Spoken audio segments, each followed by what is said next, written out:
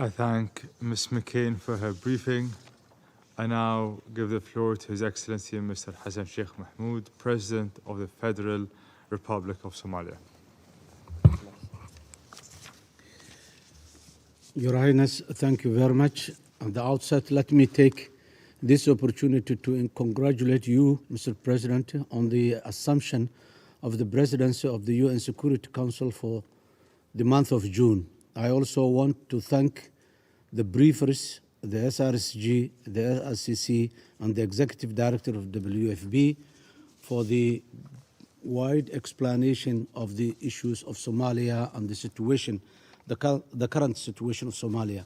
Mr. President, it is an honor to stand before you today as the President of Somalia, representing the hopes and the aspirations of the Somali people. I would like to begin by expressing our heartfelt gratitude to the United Nations Security Council for its unwavering support and strategic partnership with Somalia over the decades. This is a critical moment in our country's history as we simultaneously pursue state-building efforts, combat the menace of terrorist group Al-Shabaab, and address the challenges posed by severe droughts. In this speech, I will provide an update on political and security developments in Somalia, and I will advocate for the total lifting of the 31-year-old arms embargo that has limited our ability to protect our citizens, enforce the rule of law, and secure our borders. We recognize that defeating Al-Shabaab requires a multifaceted approach that includes capable and effective security forces, an inclusive state-building process, and the ability of the state to provide critical services to the public. My administration is working diligently on all these fronts to move our country towards durable peace and prosperity. Mr. President, let us begin with the progress we have achieved on the state-building front. As some of you may have been aware, Somalia has faced significant challenges in reaching high-level political agreements on critical issues such as nature of intra-state relations and how to transition away from the indirect elections for over a decade to over a decade. Since my election in May 2022, we have held 6 successive National Consultative Council meetings, resulting in a consensus agreement with the federal member states on allocation of power, the judicial model, fiscal federalism, national security architecture, and the electoral model of the country. These agreements pave the way for a more inclusive, representative governance systems in Somalia. Turning our attention to security and stability, I am pleased to inform you that the Somali National Army has made significant strides in the fight against Al-Shabaab in partnership with local communities. Over the past year, we have witnessed the recovery of more than 70 towns from the grip of the terrorist group, resulting in opening of the main north-south transportation routes and of vast areas of rich farmland in the country. We've also taken significant steps to tighten anti-money laundering and combating the financing of terror through regulations by closing over 300 accounts that provide illicit revenue to the terrorist group. This effort, along with the support to religious leaders conference that contested the ideological strategy of Al-Shabaab, have dealt a blow to their operations and have challenged their legitimacy within the society. Mr. President, through a combination of our military offensive's ability to dislodge and disrupt Al-Shabaab and the considerable advancement in the urban security efforts through enhanced intelligence efforts, we are witnessing a notable reduction in the terrorist attacks of our capital city, Mogadishu, and many other towns in south-central Somalia. Today, our capital is undergoing a remarkable transformation. Mogadishu's housing sector is experiencing a boom, and businesses are opening daily in the sectors of retail, hospitality, and healthcare, among others. This progress not only instills hope in our citizens, but also attracts investment and fosters a conducive environment for growth. In addition to these achievements, we have carried out over 240 stabilization activities in recently liberated communities in the regions of Hirshabelle and Galmudug states over the last 6 months. For many of the people living in these towns, Al-Shabaab was only the authority for up to 15 years in the past. In the next phase of our stabilization program, we are focused on deepening the extension of the state and the social contract with recently liberated communities through the provision of critical services such as policing, social services, governance, and reconciliation in those communities. Looking ahead, the next phase in our fight against terrorism is Operation Black Lion. This operation, which still be the most critical offensive, aims to liberate nearly all the remaining Al-Shabaab-controlled territories across the country. With the support of our frontline states, Kenya, Ethiopia, and Djibouti, we are confident that this campaign will significantly degrade Al-Shabaab and pave the way for a sustainable peace and security.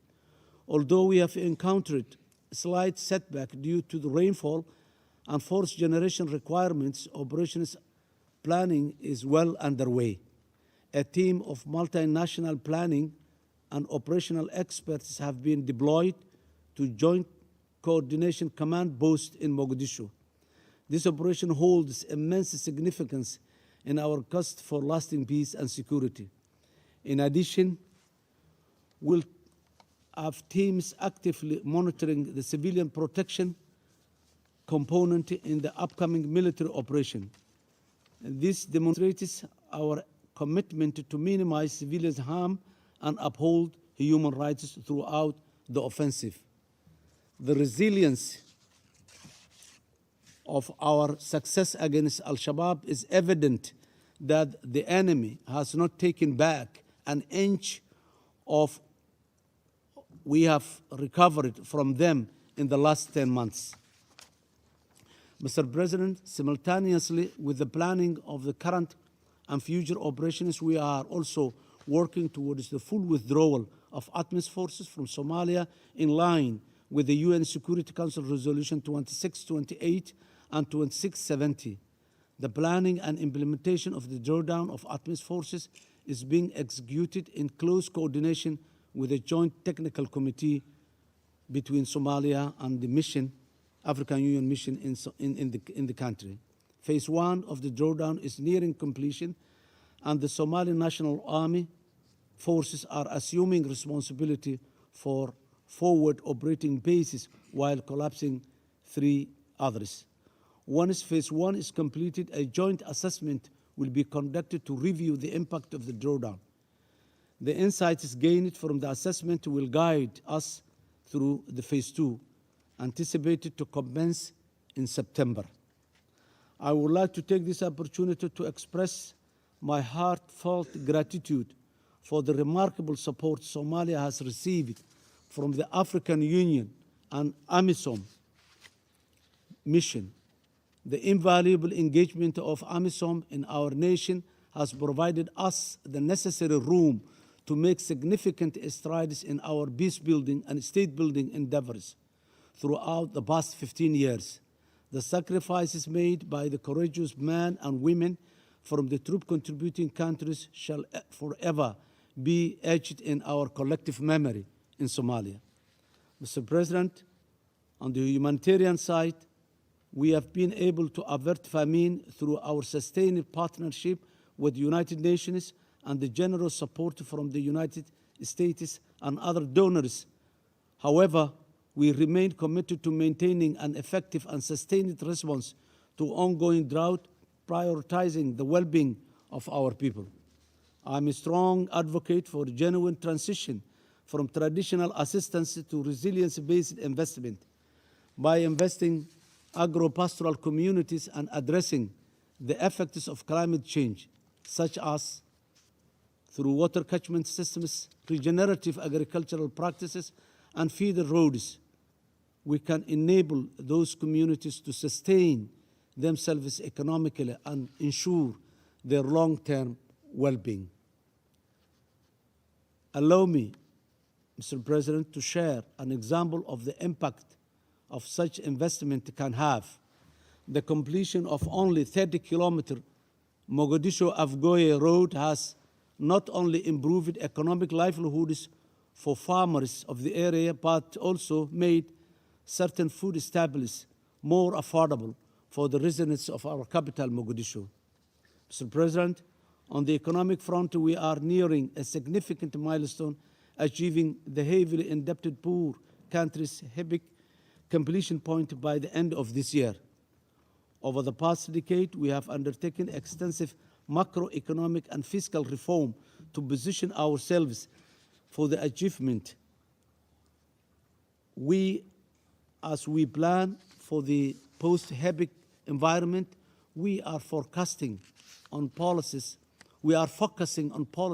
that promote revenue generation and strengthen our public financial management systems.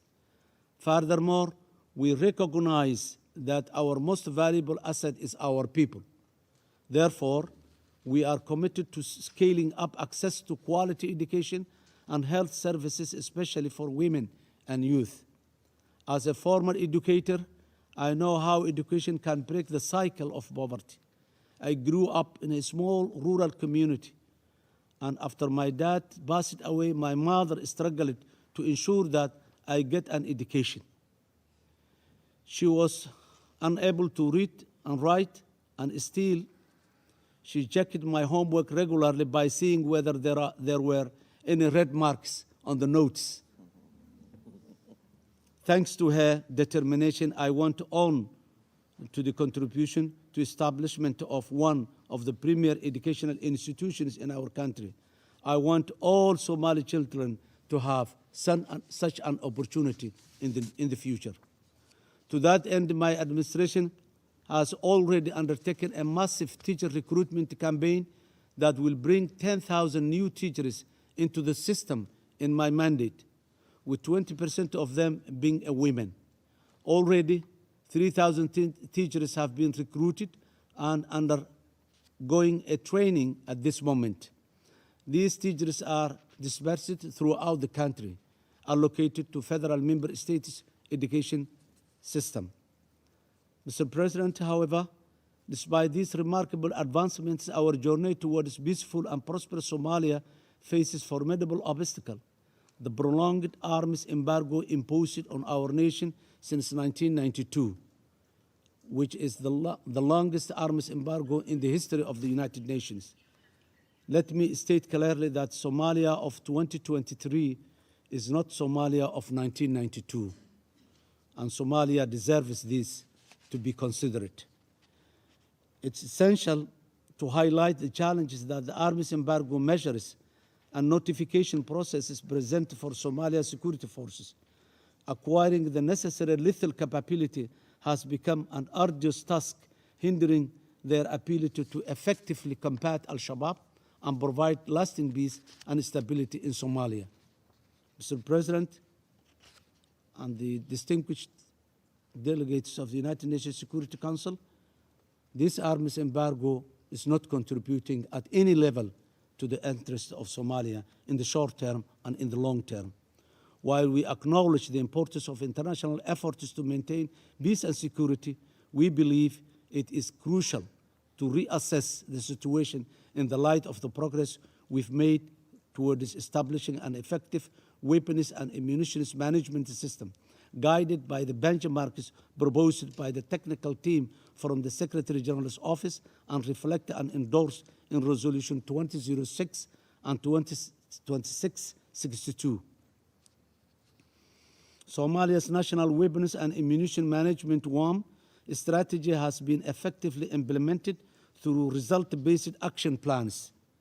We have made substantial progress in the registration, record-keeping, stockpiling management, thanks to the establishment of comprehensive and centralized national weapons and ammunition management database in Somalia today.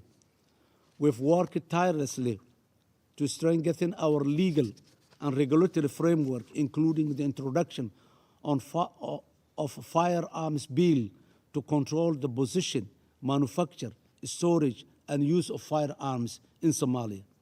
These crucial undertakings have substantially mitigated the risk associated with trafficking, illegal possession, and the improper use of weapons and ammunition in Somalia. These initiatives serve as a testament to our government's unwavering commitment to improving weapons and ammunition management frameworks in a coherent manner with the international standards. Mr. President, considering these significant developments, I implore you, distinguished delegates, to support our call for the complete lift of the arms embargo on Somalia. By doing so, you will empower us to assert our sovereignty, effectively combat terrorism, and build a peaceful and prosperous future for our nation. The menace of terrorists in Somalia is not limited to risk in Somalia only. It's a menace to the region, the continent, and the global at large. Together, let us seize this opportunity to unlock the full potential of Somalia, to create an inclusive and prosperous society, and to build a world where peace and security prevails forever. I thank you. His Excellency President Hassan Sheikh Mohamud.